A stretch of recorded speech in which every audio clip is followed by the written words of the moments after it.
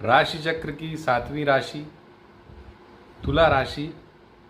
यदि आपकी लग्न तुला लग्न है, यानी कि आपकी कुंडली के केंद्र भाव में 7 नंबर लिखा है, या फिर आपका कुंडली में चंद्रमा 7 नंबर राशि में बैठा हुआ है, तो आपकी तुला जो है वो चंद्र राशि है। अगर आप तुला लग्न या तुला राशि के जातक हैं तो आने वाला वर्ष आपके लिए कितना महत्वपूर्ण साबित होने वाला है, इस बात की चर्चा हम आज करेंगे अपने इस वीडियो में। और बड़ी ही विशिष्ट राशि और शनि की स्वग्रही स्थितियों के कारण अभी और भी ज़्यादा विशिष्ट हो गई है। तो आइए देखते हैं क्या फल आपको मिलने वाले।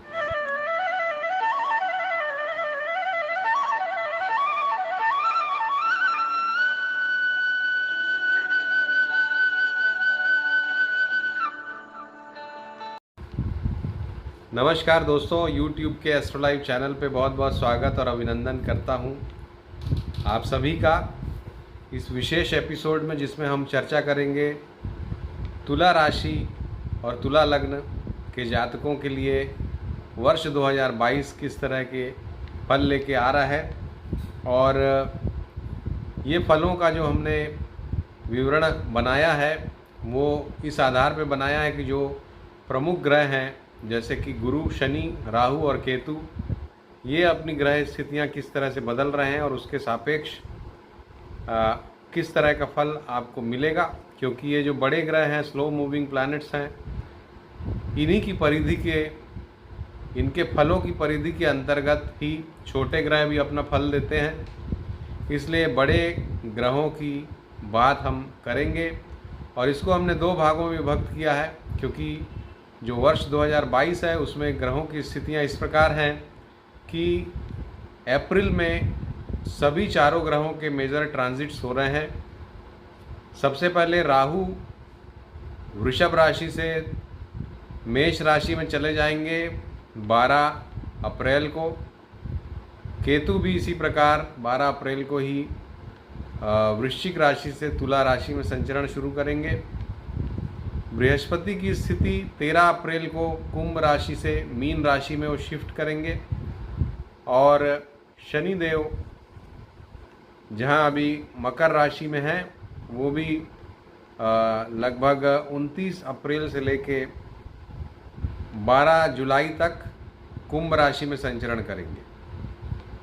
तो इस प्रकार अप्रैल में ही सारे ग्रहों के ट्रांजिट हैं। तो हमने ये जो भविष्य फल तैयार किया है, ये अप्रैल के पहले और अप्रैल के बाद 2 अलग अलग फल देगा और उसकी हम चर्चा करेंगे। लेकिन वीडियो शुरू करने के पहले अगर अभी तक आपने हमारे इस चैनल को सब्सक्राइब नहीं किया है तो तुरंत सब्सक्राइब करें, ताकि बाकी की राशियों के फल भी आपको मिलते रहें, टाइम पर मिलते रहें। इसलिए बेल आइकॉन को भी आप पुश करें, ताकि जैसे ही हम वीडियो अपलोड करेंगे वैसे ही आपको नोटिफिकेशन जाएगा और आप तुरंत उसको देख सकते हैं। अब दोस्तों आइए जानते हैं कि ये जो तुला राशि है वो उसके गुण धर्म क्या हैं, किस तरह की इसकी प्रकृति है। तो तुला राशि चर संज्ञक राशि है, पुरुष राशि है तुला राशि, और राजसी स्वभाव इसका होता है, रजोगुणी है। इसके स्वामी शुक्र होते हैं। और जैसा कि हम जानते हैं इसका जो चिन्ह होता है, राशि चिन्ह, वो तराजू होता है, तराजू। और इस तराजू का इनके स्वभाव पे बड़ा गहरा असर होता है। जिस तरह तराजू चीज़ों को बैलेंस करके देखता है, बैलेंस बनाता है, उसी तरह का तुला राशि का स्वभाव होता है। ये इनके जीवन में एक तरह का बैलेंस रहता है दोस्तों। गरीब हो, अमीर हो, किसी से भी एक समान ढंग से व्यवहार करना इनकी सबसे बड़ी स्वाभाविक विशेषता होती है। बेसिकली एक अन्वेषक, खोजी प्रकृति इनकी होती है और काफ़ी आत्मविश्वासी और आकर्षक राशि है ये, क्योंकि शुक्र की राशि है इसलिए आकर्षक है।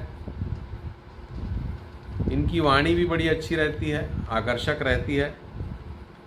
ये तो इनकी विशेषताएं हैं निश्चित रूप से।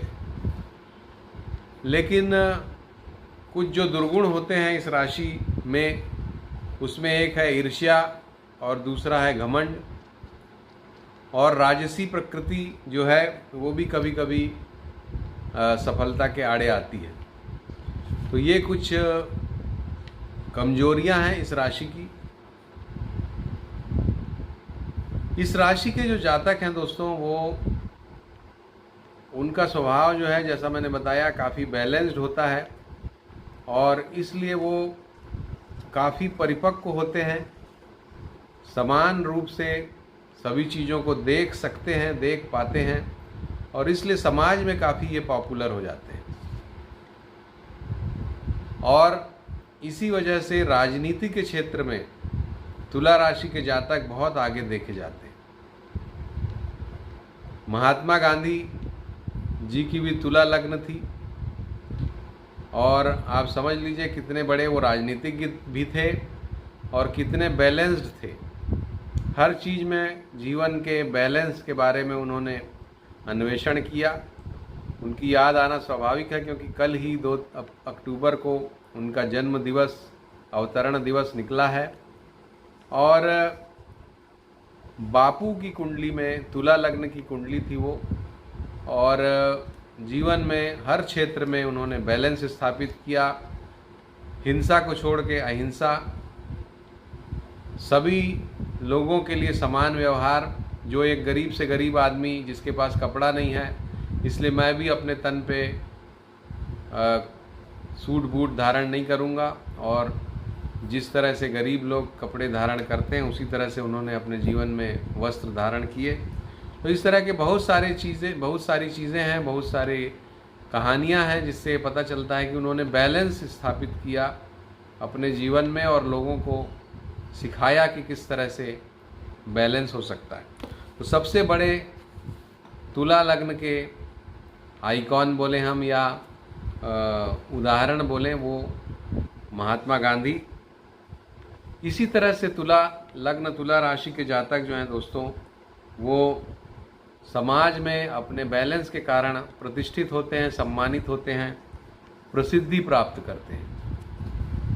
दूसरा इनका जो गुण होता है, ये बहुत अच्छे व्यापारी होते हैं, खूब अच्छा तौलना जानते हैं, क्योंकि तुला इनका चिन्ह है। तो तोल मोल करने में इनको कभी ये गलती नहीं करते हैं, और इसलिए ये व्यापारी अच्छे बनते हैं। लाभ हानि का बहुत अच्छा आकलन ये कर पाते हैं, कहाँ तक लाभ होगा, कहाँ से हानि शुरू हो जाएगी, कितना हमको अपने व्यापार में आगे बढ़ना है, ये सभी चीज़ें ये बहुत अच्छे से संतुलित होके सोच समझ सकते हैं। इसलिए बहुत ही अच्छे ये व्यापारी अपने जीवन में सिद्ध होते हैं। तीसरा जो इनका स्वभाव है, वो इनके राशि या लग्न स्वामी जो शुक्र हैं उनसे बनता है, और शुक्र ग्लैमर का, चमक दमक का कारक ग्रह है, और इसलिए इनको कला के क्षेत्र में भी ये प्रवीण बनाता है। बहुत ही अच्छे अभिनेता ये इस लग्न और राशि के जातक बनते हैं। ग्लैमर की दुनिया में भी ये लोग काफ़ी प्रसिद्धि प्राप्त करते देखे गए हैं। तो ये 3 बहुत ही प्रमुख फील्ड जो हैं इस लग्न राशि के हमने देखे हैं, जिनमें ये लोग काफ़ी सफल पाए जाते हैं। जीवन के अन्य क्षेत्रों में भी दोस्तों ये नौकरी करें, व्यवसाय करें, काफ़ी सफल इसलिए होते हैं क्योंकि काफ़ी सहनशीलता इनके स्वभाव में होती है, सहनशील होते हैं ये। शनि इनके कुंडली का प्रमुख ग्रह है, और दूसरा प्रमुख ग्रह है बुध। तो बुध जहाँ अच्छा बुद्धि विवेक प्रदान करता है इनको, शनि वहीं काफ़ी सहनशीलता प्रदान करते हैं, और पर्सनालिटी में एक तरह का रेजिलियंस, एक तरह की सहनशीलता दृष्टिगोचर होती है तुला लग्न, तुला राशि के जातकों के, और इसीलिए ये जीवन में काफ़ी सफल होते हैं। शुक्र के कारण काफ़ी सुंदर और आकर्षित भी हो सकते हैं ये सुंदर हो या ना हो, आकर्षण जरूर, अगर तुला लग्न का कोई जातक या तुला राशि का जातक आपके आसपास से निकलता है तो तो आप ज़रूर, वो कहीं ना कहीं आपके दिमाग में उसकी पर्सनालिटी स्ट्राइक ज़रूर करती है। तो ये इस राशि की खासियत होती है। जैसा वृषभ राशि के भी स्वामी हैं शुक्र, लेकिन तुला राशि जो है वो काफ़ी विचारशील राशि है, ज्ञान प्रिय राशि है और कार्य संपादन आदि में ये प्रवीण होते हैं, अच्छे राजनीतिज्ञ होते हैं। जबकि वृषभ राशि जो है वो प्रैक्टिकल राशि है, जीवन के आयामों को प्रैक्टिकल एस्पेक्ट से देखती है और ये जो राशि है ये काफ़ी बैलेंस्ड एस्पेक्ट्स के साथ देखती है, जीवन में संतुलन बनाना जानती, किसी भी एक तरफ ये भागती नहीं, ये दोनों में अंतर है।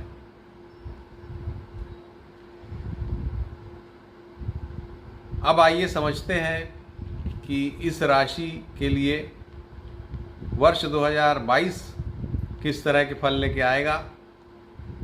5 अलग अलग बिंदुओं पे हमने ये विवेचना की है और उसमें सबसे पहला बिंदु है स्वास्थ्य का। स्वास्थ्य की दृष्टि से समय इनका खराब ही चल रहा था, क्योंकि राहु अष्टम स्थान में बैठे हुए हैं और अप्रैल तक स्वास्थ्य के मामले में समय उतना अच्छा नहीं है दोस्तों। अप्रैल से जब राहु की स्थिति बदलेगी और आपके सप्तम स्थान में राहु आ जाएंगे, लग्न में केतु आ जाएंगे, तो जो आपकी स्वभाव की परेशानियां हैं, जो आपके स्वास्थ्य की परेशानियां हैं, उनमें थोड़ा बदलाव आएगा। सिर दर्द की समस्या या फिर पीठ, कमर, हड्डियों में दर्द, बैकबोन में पेन, इस तरह की समस्याओं से आपको परेशान होना पड़ेगा। पेट से संबंधित भी समस्याएं जो आपकी चल भी रही होंगी शायद, वो भी आगे कंटिन्यू कर सकती है।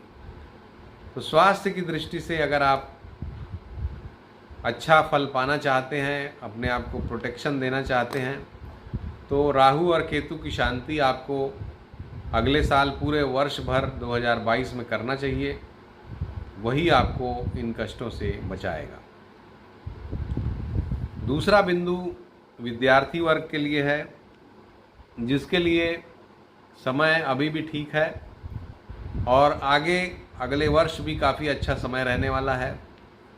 उच्च शिक्षा की बात हो, कॉम्पिटिटिव एग्ज़ाम्स की बात हो, हर तरह से ये समय आपको काफ़ी सफलता दिलाने वाला है और बड़ी सफलताएं आपको विशेष करके अप्रैल से लेके जुलाई के मध्य मिल सकती हैं। तो जो भी एग्ज़ाम्स उस समय कंडक्ट होते हैं और उनके रिज़ल्ट्स आते हैं, अगर ऐसे एग्ज़ाम्स में आप पार्टिसिपेट कर सकें तो निश्चित रूप से करिए, आपको सफलता के काफ़ी ज़्यादा चांसेस मैं देख पा रहा हूँ।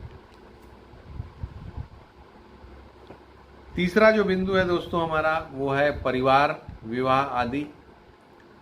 परिवार के मामलों में ये जो समय है, अगले वर्ष का समय, ये अप्रैल तक कुछ खास अच्छा वैसे तो नहीं है, लेकिन अप्रैल के बाद या अप्रैल से वर्ष के अंत तक आपको पति या पत्नी से, अगर आप विवाहित हैं तो डिफरेंस ऑफ ओपिनियन क्रिएट होगा। अगर पहले से आपके संबंध अच्छे नहीं चल रहे हैं तो ये परिस्थितियाँ किसी भी हद तक जा सकती हैं, सेपरेशन की हद तक भी ये परिस्थितियाँ जा सकती हैं, यदि आपकी महादशा वगैरह भी अच्छी नहीं है तो इस विषय में मैं सलाह देना चाहूँगा कि ऐसे समय में आप राहु और केतु की शांति का अनुष्ठान अवश्य करा लें किसी योग्य पंडित से, और भी ज़्यादा डिटेल में अगर आप चाहें तो अपनी कुंडली का किसी योग्य ज्योतिष से विवेचन करा लें। परिवार के मामले में वर्ष 2022 अच्छे फल लेकर के नहीं आ रहा है आपकी कुंडली में। विशेष करके जो अगस्त, सितंबर, ये सब जो महीने हैं, जब मंगल जो है वो भी राहु केतु के एक्सिस में आ जाएंगे, उसके बाद मंगल आपके अष्टम में चले जाएंगे, तो कुल मिला के अगले वर्ष अगस्त के बाद से काफ़ी ज़्यादा परेशानियां मैं देख पा रहा हूं आपके पारिवारिक मामलों में। साथ ही अगर कोई पार्टनरशिप वगैरह भी आप है आपकी बिजनेस में, उसमें भी टूटन की स्थिति बन सकती है। ज़रूर इस मामले में सावधान रहें। अगला जो बिंदु है दोस्तों वो है विवाह का। और विवाह के मामले में ये जो वर्ष है 2022, ये अप्रैल से माफ़ कीजिएगा, ये अप्रैल तक आपके लिए विवाह के लिए सकारात्मक योग बनाए हुए है। त्रिकोण में बृहस्पति हैं जो कि आपको अच्छे परिणाम विवाह के मामले में दे सकते हैं। लेकिन महादशा वगैरह देख करके ही विवाह के मामले में आगे बढ़ना ठीक है, क्योंकि राहु केतु आपके सप्तम और लग्न में आ रहे हैं। तो विवाह होते ही मतांतर की परिस्थितियां भी बना सकते हैं, विवाह कहीं लग के टूट भी सकता है। तो अगर महादशा बहुत ही अच्छी हो तभी विवाह के मामले में आगे बढ़ना उचित होगा। प्रेम संबंधों के मामले में ये वर्ष अच्छे फल लेके आ रहा है।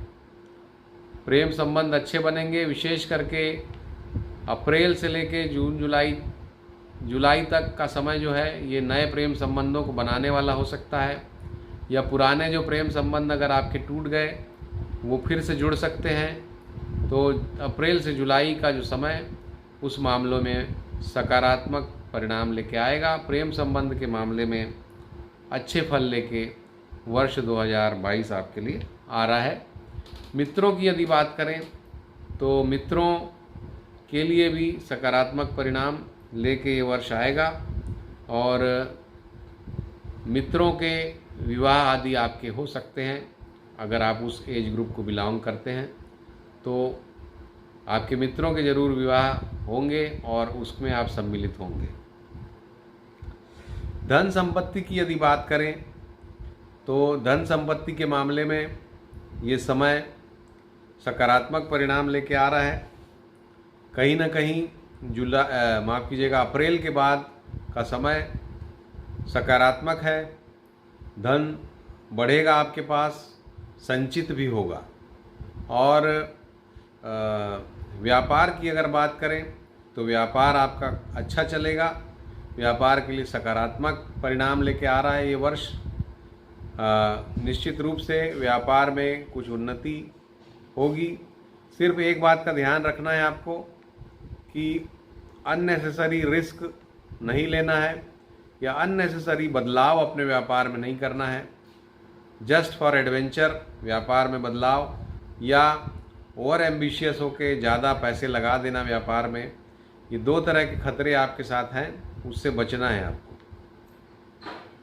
नौकरी पेशा जो लोग हैं उनके लिए परिवर्तन कारक समय रह सकता है। परेशान वो हो सकते हैं थोड़ा नौकरी में अपने, और हालांकि बृहस्पति की स्थिति अप्रैल से चीज़ों को बैलेंस करेगी। नौकरी के मामले में जो अभी थोड़ी परेशानी अगर चल रही है वो दूर होगी, और नौकरी के मामले में एक सपोर्टिव माहौल आपको अप्रैल से मिलेगा जो कि वर्ष के अंत तक रहेगा। तो नौकरी पेशा लोगों के लिए अच्छा समय है। व्यापार के लिए भी ठीक समय है, लेकिन अननेसेसरी रिस्क लेने लायक समय नहीं है। तो दोस्तों ये प्रमुख बातें थी आपके वर्ष फल की, जो भी तुला लग्न और तुला राशि के जातक हैं। उपायों की बात करूं तो राहु और केतु का एक्सिस आपके लग्न सप्तम में रहेगा, और जब भी ऐसा होता है व्यक्ति के मन में कहीं ना कहीं डिससेटिस्फैक्शन होता है। वो कभी ओवर एम्बिशियस हो जाता है, कभी नकारात्मक विचारों से ओतप्रोत हो जाता है, और परिवार में विघटन की स्थिति बनती है, शरीर में कष्ट होता है, पीड़ा होती है। तो इन सभी चीज़ों से आप बचने के लिए राहु केतु का अनुष्ठान करवाएं।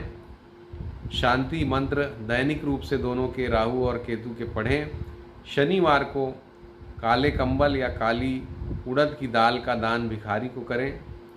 ये सभी उपाय आपको करने चाहिए अगर आप इससे बचना चाहते हैं।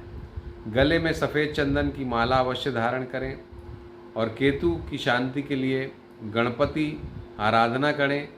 गणपति अथर्व शीर्ष जो है उसका दैनिक रूप से पाठ करें, या संकष्ट नाशन गणपति स्तोत्र प्रणम्य शिरसा देवम गौरी पुत्रम विनायकम, ये जो है इसका प्रतिदिन जाप करें। जरूर गणेश जी की वंदना दिन में एक बार आपको अच्छे से अवश्य करनी चाहिए और राहु केतु के शांति मंत्रों का जाप करना चाहिए। तो दोस्तों, ये था आपके लिए राशिफल।